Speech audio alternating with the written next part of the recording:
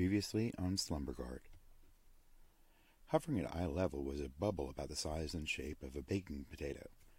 A liquid substance was inside, milky and phosphorescent. Within were bright, twinkling flecks of red, blue, green, and gold in different shades. "Wait," he called out as I envisioned food falling from my brother's mouth. "Are you still going to that seminar thing tomorrow with me?" I was slightly confused, having thought the seminar was part of the long dream. "The slumber thing?" I asked. "I suppose so, yeah. Slumberguard, my brother helped. See you then." Smiling, Dr. Lindbergh said, "You're waking up. Your Slumberguard crib has been activated." While spreading his hands out as if to present my own apartment to me, "This is the transition center, and I'm here to prepare you." Moving nearer to the odd intruder, I asked, "Prepare me for what?" "Do you know its name?" The girl's question made me jump. Gazing at her in surprise, I asked, "Earth?" "Come with me now, to a safe place. We can talk. Don't think about it. Just come. You'll be perfectly safe." She took my hand in hers, and I looked at them together. True, the texture of her skin was more like fuzzy silicone, but still, it was my first physical contact in a million years. Simultaneously, we took our first step towards the door. And now the conclusion of Slumberguard.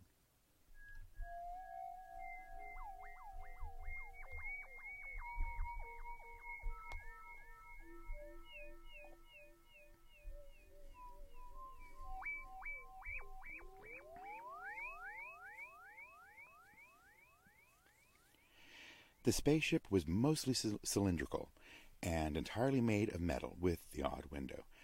The center seemed to be our destination. There were no other people, but I was stuck with the knowledge that there were creatures on the ship that I could not see. Unfortunately, I couldn't say that about hearing them. Are there any other people, or people-ish, or not them on this ship? We'd reached a metal wall spanning the ship's width. About halfway up there were rows of holes about the size of a frisbee. They were formed in 3 uneven rows that reminded me of an old corded phone mouthpiece. She had reached a door and was using what I had thought was a metal pendant as a key. Yeah, we'll get to that. Keyboards were approaching. Through the door, she closed and locked it again. "Hey, what's your name?" "I'm Jeremy," I asked. Looking at me blankly, she told me, "On my planet, we're not given a name until we die. We are then given the name that we created for ourselves." After a few blinks, I managed, "Okay, got a little dark there. What's to stop them from getting through?" "Because they're my doors," she proudly told me. "I cut them. I cut the locks." She held up the pendant, and I cut the key. Reaching over, the girl flipped down a flat metal flap over the lock. "They can't get through metal," I surmised. Beginning to lead me away from the door, she informed me, "They are the ghosts of a robot army, or what's left of them. Their ship has to be metal to contain them, and they can never leave it." Looking across and around this section, I was surprised at the emptiness.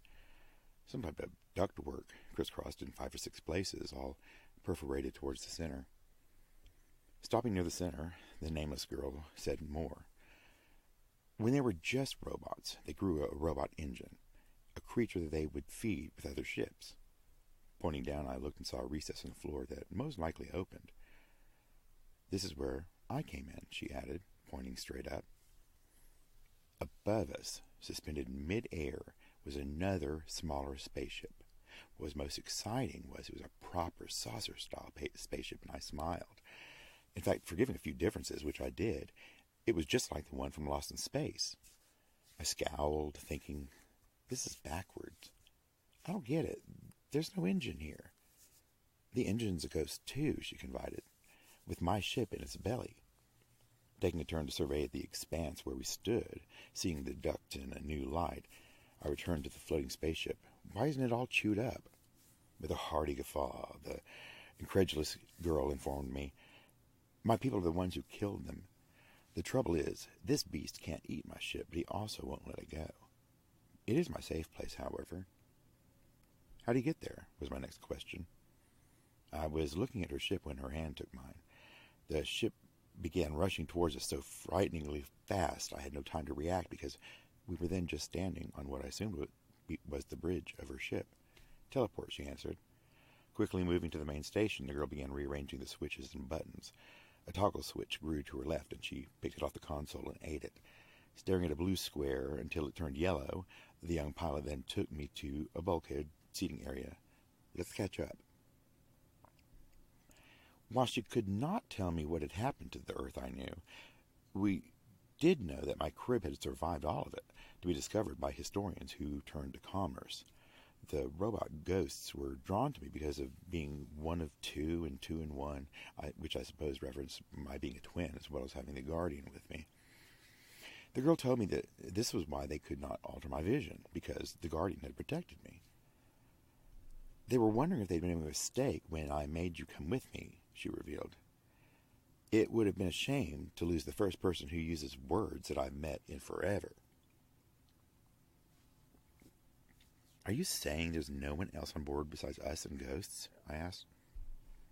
Sheepishly, the girl answered. Not exactly.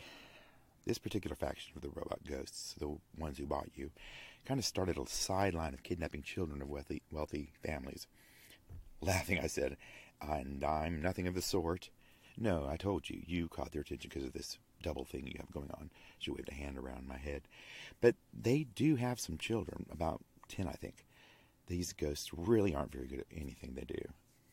Have you even seen the children? I asked sternly. Look, she was glaring at me.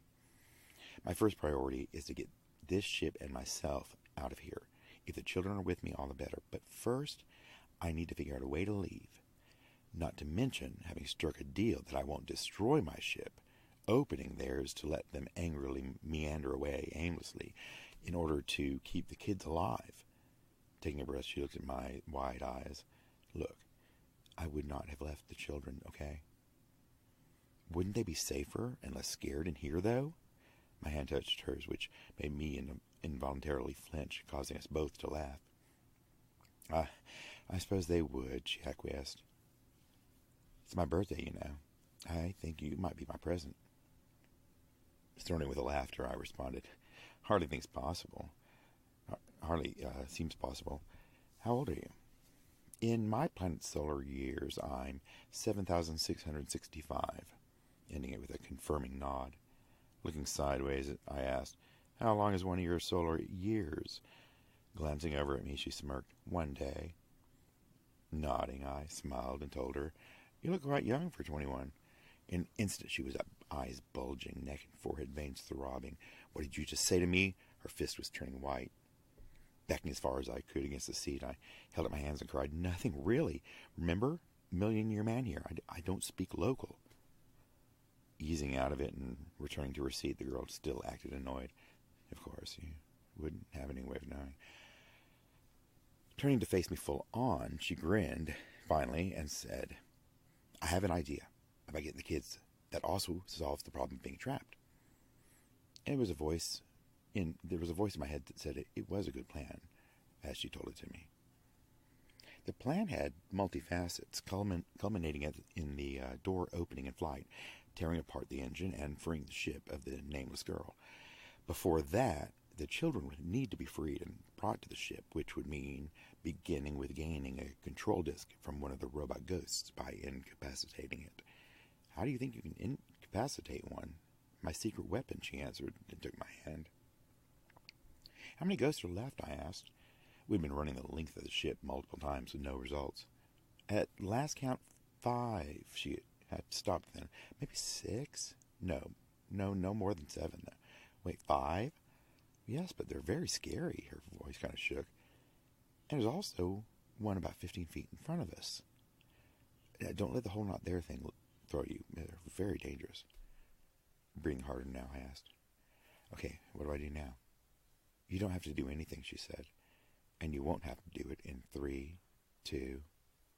Instantly, it was like being inside the Milky Way, the potato bubble one, not the celestial one. The air was thick and glowing, swirling like milky mercury. The sparkling flecks were everywhere like confetti in Times Square, but alive, breathing. Turning, I saw the girl was smiling at me. And then when I looked back, it was the same metal room as before, except the girl told me the robot was down. Incapacitated, she yelled at the floor. Reaching down, it looked as if she'd gone mad trying to stir the air, and then a square disc faded into view, rising into her hand. Inserting the disc into one of the imaginary pockets of her painted-on jumpsuit, she said to me, "So far, so good. Let's get the kids." As we proceeded towards the chamber where the children were kept, I had asked, "So are you going to tell me what happened back there?" "You really don't know?" she asked. And when I replied in the negative, explained, "At some point you had an avatar guardian created for you. We don't have much information about how or why they were created, except that in every case they protect the person they were made for. The avatar was someone once, creating the two-in-one effect. A part of you now, it'll always keep you safe until you die." Rounding a corner brought a flustering reaction from the girl, and the guardian returned. Calming back down, she opened the door, and the sadness wafted out. Children shifted into the shadows. The girl began speaking in different ways, and the sobbing at least stopped. A glow came from somewhere, exposing the children, who did not shrink from it. I think it might have come from me. There were 4 to the left, dressed in metal, hair shorn. To the right was a display, maybe a warning. There had been either 2 or 3 children. It was hard to tell now. I could have gotten them sooner, lamented the girl. And my brother's voice came back into my head, and I smiled broadly. "Shut up." She looked shocked. "We don't have time for that. We need to take these children to your ship." She agreed, and we rounded them up. "Did you figure out how to get your ship free? I mean, not to pressure you, but that was your part of the plan. We're moving swiftly towards it." Smiling crookedly, she told me, "Seems the disc happens to be the same size as the control panel by the hatch." Trying to find the time to appreciate the insanity of it all, we encountered a ghost, everyone screaming but me. Another flash, and soon the children were stepping towards me over something invisible. At the engine room door, the girl unlocked it as the children kept watch. Once open, they filed through, the keyholder coming last. One by one, she held her hands, teleporting to the ship. I was examining the control panel when I heard her ship hum to life. There was a brief grunting noise, which was probably her returning teleport. Milky Way flashed briefly. Turning, I faced her. "Get on board," she instructed. "I'm going to activate the panel from here." "What?" I asked, surprised. "No, you have to fly the ship. Can't you do it remotely? Remote control or slingshot?" Smiling, a thin line of blood came out of her mouth. "I fixed the flight controls for you. It has to be done from here." I noticed the growing patch of red at her belly, circling a hole. Taking a step towards me, she raised her hand just short of touching my skin. "Give me a name," I think she implored me. My eyes turned down to her approaching hand as they began to tear up. Looking back into her waiting eyes, I said, "Alexa, protector of humanity." Smiling at me, her hand touched mine. In a whirlwind, I was on the bridge. At the window, I saw Alexa approach the console and look back. Turning, I told the children, "Hold on to whatever you can until I say let go, or another adult. Well, you don't need to be told that. You probably don't even understand me." Outside, Alexa was entering a code on the panel. She smiled at me and nodded, which I returned. I showed the children it was time to hold tight. Inserting the disc triggered an alarm. It kind of whomped rather than was shrill like real emergencies on television. Then there was a jarring from the floor when the floor began to move, immediately removing the girl from the engine room. As it opened, the ship we were in shook violently. It would jar this way and that, held tight by invisible machinery, and then we came to a rest at a slant, poised to soar out into space. The children screamed and pointed, alerting me a ghost was outside the windshield. With them nervously guiding me, I placed my hand across the window from its, whatever. A panel of familiar milkiness appeared between our hands, moving outwards. I got my first look at the robot when the milky liquid covered the ghostly form. A tripod The gears and shredders within the torso were slowing. The head was biped, one pressed up against each of my hands at the glass windshield. Its hair was metal, crafted into spines, and the sharp points were also slowing down from trying to break the glass. Once it stopped moving, the robot dropped through the door, and my guardian faded. Turning to check the children, they were all in some form of shock. "See," I told them. "Not so tough." There was one more metallic groan as we slid forward and then were released. Escaping, however, many might be left of our captors. I had no count. I also had no idea what to do next. This is all foreign to me, not to mention what I was going to do with 4 children, obviously not all human, if any, but completely unintelligible. Studying the controls, it seemed a bit low-tech. This time a knob grew to the right. "Am I supposed to eat that?" I asked aloud. "Voice flight control activated," a more mature-sounding Alexa's voice said. "You do need to eat that knob, yes." Reluctantly, it pulled away with a slight stretch, snapping free. In my mouth, it dissolved almost instantly like sugar, and instead of a sweet taste, it gave me information regarding our current location and the surrounding area. One of the children was making clucking noises. "The child wants to know if you're his new father." "You translate too?" I asked the air. The other children began to speak, mostly in consonant-based languages. "Yes, I translate too," confirmed the disembodied voice. "All of the children want to know now if you are their father." 4 alien children I can't communicate with. Turning from the children, I noted the console. "A translator." "No idea how to pilot?" I shrugged. And then to the console, I said, "Flight assistance." No idea of anything anywhere anymore. No way back.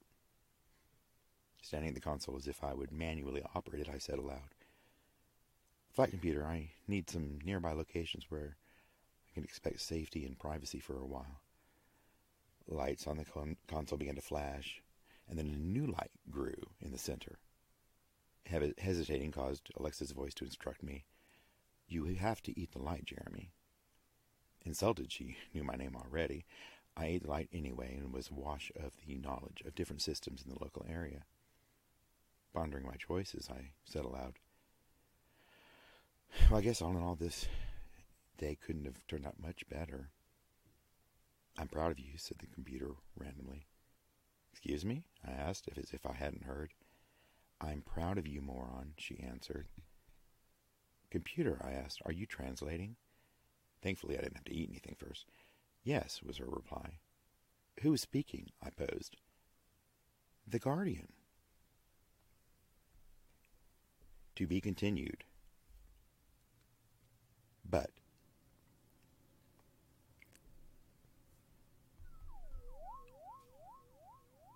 firstly, after the seminar, people stood around drinking wine and smoking cigarettes. The twins stood on opposite sides of the stage, eyeing the meager crowd. In a flash, they were backstage, examining the prototype. "I say we do it," said Jeff. "Ancient twins. We could see the future." Looking at his brother, he added, "Be the future." "It's insane," Jeremy said. "Is it?" asked Jeff. "There's another mass extinction coming. Imagine being in peace on the other side of that." Jeremy looked at his brother. "While the earth begins to crumble." "Then longer," Jeff almost pleaded, "until we're floating right into first contact." Knowing if he didn't feed it, the topic would die, Jeremy commented, "It doesn't even look comfortable." Standing, Jeff told his brother, "It's snug. For comfort, really soft. Get in." "That's like asking someone to lie in a coffin," Jeremy said as he felt the interior. "If anything, it's the opposite," Jeff countered. "Go on, get in." "The exterior looks a bit low-tech," Jeremy said, trying to steer the conversation elsewhere. It's kind of like a primer gray deep freezer, except the edges were sharper. At the head was a panel comprised of various switches and levers that looked as if they had been salvaged from a dying Radio Shack. On one side was a 6-inch square blank LED screen. On the other was what looked like a round speaker. Looks a bit classic Doctor Who, Jeremy commented. Not everything's about Doctor Who, Jeff told him. Shut up, Jeremy was looking towards the doors, causing his brother to scout out the scene. Go on, get in, Jeff pressed. I couldn't figure out what I was lying on. Relenting, Jeremy began to climb in, pausing to point at his twin, ordering him, do not close the lid. Jeff sort of laughed and told Jeremy, yeah, I thought of that, but there's some sort of lock on the lid. It won't close. Jeremy himself tried the lid and found it wouldn't budge. Sliding into the soft elegance of the crib, he kind of sighed. Oh, I don't know what it is either, he finally said aloud, but I would totally wear shoes made out of only this stuff. Approaching the crib, Jeff said happily, see, it's snug, but you don't need any more room. Pointing to the inside of the lid that would cover his face if closed, he added, as if selling a car, you even have a TV for watching. Kind of looking at it anew, he said, kind of close to your face, though. I wonder how you'd even turn it on, asked Jeremy, as he lifted his finger to the 12-inch square screen, pressing the center. The screen began to slowly brighten to a pale gray glow. Unfortunately, at the same time, the crib itself hummed to life, and the lid came to a close with a whoosh and a clank. You did it yourself, bro, Jeff called out at the crib, trying to stifle laughter. Jeremy, he called out after a few minutes. Trying to lift the lid was impossible. He dare not try any switches, instead mustering up the courage to find someone who could help. Inside, Jeremy stopped calling out when he realized he couldn't hear Jeff, therefore Jeff probably couldn't hear him. Now he was just staring at the screen, which had two options. Default, create. Searching for anything that could unlock the lid was fruitless. Attempting to touch the screen anywhere other than either selection was producing nothing. Maneuvering his phone from his pocket only revealed a distinct lack of service. With no other options presenting themselves, anxiety began to set in. What if he was supposed to open the lid? He had closed it, even if it was an accident. There was nothing like this in the seminar. With another eternity of silence, Jeremy turned back to the two selections. Without a clue as to either, his finger hovered between them for a moment as if he was dowsing for a decision. Cursing under his breath, Jeremy selected default. On the exterior panel, the LED screen began to glow until it was a pale gray light. A blue zero appeared on the right side centered. Another appeared next to it until 6 zeros spanned the screen. Shit, said Dr. Lindbergh. The other men were in a huddle trying to figure out what to do. The brother near the crib on his own, looking like he had just eaten his twin. When the doctor swore, Jeff's eyes shot to those of the stranger. What? Asked Jeff. Why shit? What happened? Clearing his throat to get the attention of the others, he explained. You might have noticed the crib has stopped humming. Tapping the LED screen, he also said, and the countdown screen was activated, meaning his eyes went from Jeff's to the others. The slumber experience has started. Joining the doctor at the head of the crib, Jeff pointed and remarked, but they're all zeros. Why isn't it open? The other men had inched closer, listening, and the doctor felt their ears on him. The crib was tested as having a slumber in increments of 1 year. It doesn't seem likely your brother created a slumber length, but probably chose default. The men began discussing the information, while Jeff just stared at the screen. What is the default time? As I did not make the crib, I do not know, but it is there on the screen. He turned to a table where there was a metal box with a black knob on the center of one side and a corded plug on the other. Here, I brought this to help. Plugging the end that looked like a fat 70s headphone jack into the crib's panel, Limber began to slowly twist the knob. Blue zeros began to wiggle and shrunk slightly. While he adjusted, one of the other men had come even closer to watch. They probably created a maximum number of years as a default to set it up, and it ended up being too large for the screen. Releasing the knob, Dr. Lindbergh motioned to the screen as he said, "We obviously never fixed it." Now the numbers were much smaller and pretty much the same. The only thing that joined the 6 zeros was a blue number 1 in front of them. 3 days had gone by, and Jeff was entirely unsure if he was refusing to leave or if the growing group of menacing men in suits were refusing to let him leave.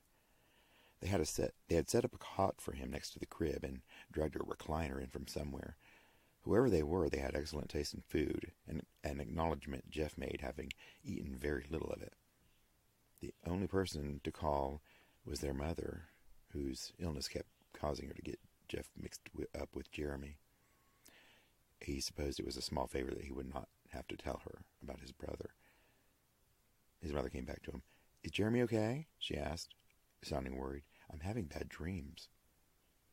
Knowing he also was not alone in the conversation with her, he told his mother, "Jeremy is fine, Mom.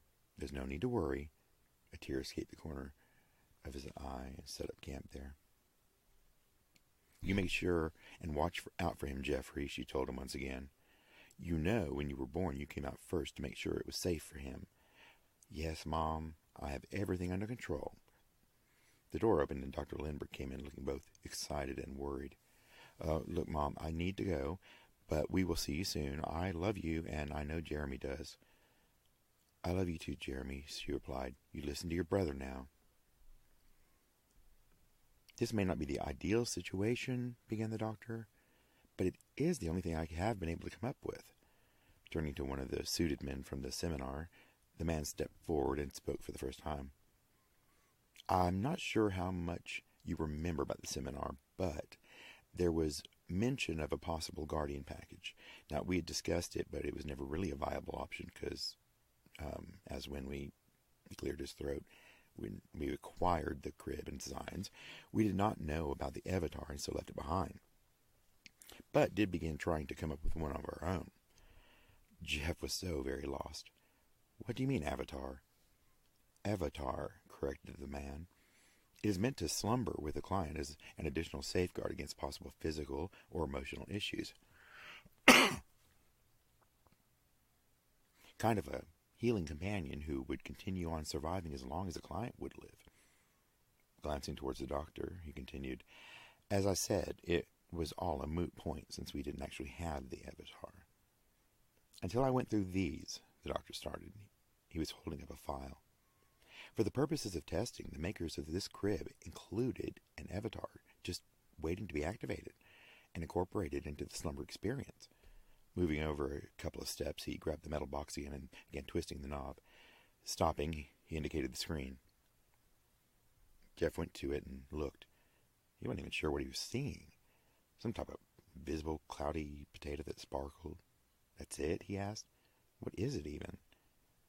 As the suited man had backed off, the doctor regained the reins. "An avatar is designed to incorporate physically and, more importantly, mentally with the slumberer. It is empty now, just a shell of its own special abilities.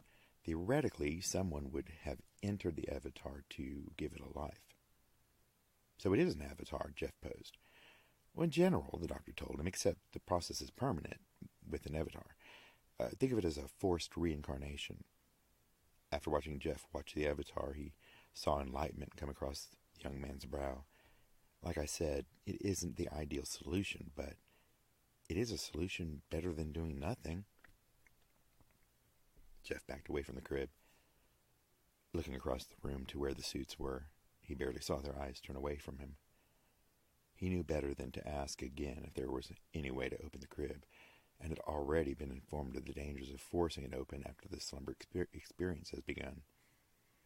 "So I would be with him the entire time?" Jeff had redirected his attention on the man who had the answers. Smiling softly now, Dr. Lindbergh answered, "Closer than..." Stopping short of saying the word ever, he instead said, "Closer than you've been since you began together. It should also be easy to integrate, having been listening to your voice." This caught Jeff off guard. "What do you mean, listening to my voice?" Looking puzzled, the doctor answered him, "You have been talking to him, haven't you? Well, it may not come through clearly, but he does incorporate it in the slumber." Pointing to what Jeff had assumed was a speaker, he added, "This is the microphone. Just press on it and talk." Jeff was dumbfounded. Over 3 days, he could have said so much, but right now, he couldn't figure out what he would tell Jeremy. Will I remember me? Jeff asked. Will it hurt? Placing his hand on Jeff's shoulder, Lindbergh smiled comfortingly. I don't know. Sending the other men out for privacy, the door opened. The doctors opened a small cooler and brought out a peach. Biting into it revealed how juicy it was. If it helps, I'll be there too. He wiped peach juice from his chin. Not exactly me, but a reasonable facsimile. I incorporated myself because I felt there was need to run checks periodically and have a buffering time when waking. It turned out that it could all be done right here. Placing his hand on the image of the avatar would make Jeff into the thing. Any other course of action couldn't be logically taken when it meant Jeff's brother was going to be slumbering alone for 1,000,000 years, not to mention whatever was in store for him when he woke. Will I be able to speak to him? Jeff asked. Not directly, the doctor told him. The frequency of the avatar was another design flaw. Only computers will be able to hear you. Staring at the avatar image and then the microphone, Jeff said to no one in particular, then I send one last message that will be from me. Pressing the speaker with his fingertips, he found the surface unexpectedly slick. His hand slipped a little forward, causing his unbuttoned shirt cuff to brush the surface. There were no words of explanation or comfort Jeff could think of, so he told his brother the only words that mattered. I love you, bro. Not bothering to look at the doctor or the mafioso businessmen he was sure were peeking, Jeff placed the palm of his hand on the image of the avatar.